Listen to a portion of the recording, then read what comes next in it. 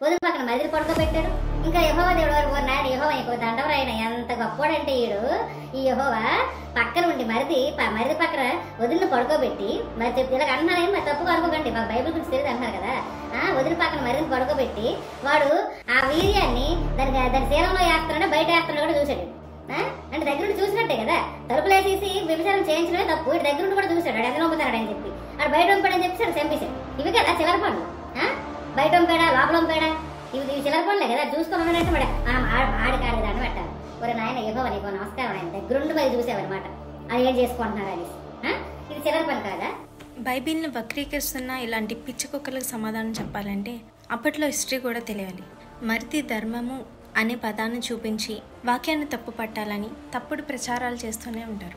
దీన్నే లెవరైట్ మ్యారేజ్ అని అంటారు. ఇది బైబిల్లో కదా పూర్వకాలం నుండి వస్తున్న హిత్తీల, అసిరియన్లు, నానా విధాల తెగల ఆచారం ఇది. హిస్టరీ ప్రకారంగా కానీ ద్వితీయోపదేశ కాండం 25:5 ప్రకారంగా చూస్తే అన్నదమ్ములు కలిసి ఉంటే అప్పుడు వాళ్ళ భర్త చనిపోతే వాళ్ళ భర్త స్థానంలో వంశాభివృద్ధికి ఆ బాధ్యతను నిర్వర్తించాలి. తామారు భర్త చెడ్డవాడు చనిపోయాడు కనుక భర్త చనిపోతే వంశాన్ని వృద్ధి చేసుకోవడానికి బయట వ్యక్తిని పెళ్లి చేసుకోకుండా భర్త అన్నదమ్ముల్ని పెళ్లి చేసుకుని వంశాన్ని వృద్ధి చేసుకునేవారు. ఇందులో భాగంగానే ఒనాను దీనికి అంగీకరిస్తూ తామార్తో పోయినప్పుడు ఆ సీడ్ తనకి చెందకూడదని ఆ వీర్యాన్ని బయటకి స్పిల్ చేస్తాడు.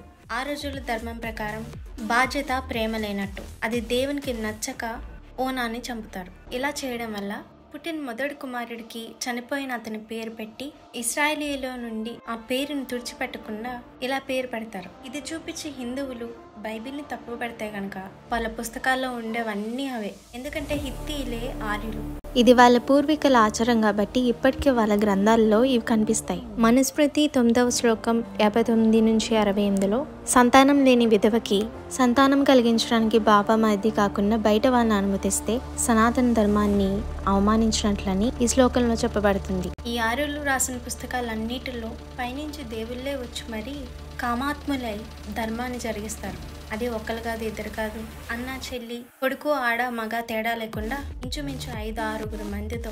శ్రీ మహాభారతం ఆది పర్వం 122 శ్లోకంలో చూస్తే కుంతికి సంతానం లేకపోతే తన భర్త అయిన పాండురాజు అంటాడు, సంతానం లేకపోతే ఇతరుల ద్వారా సంతానం కలిగించుకోవచ్చు.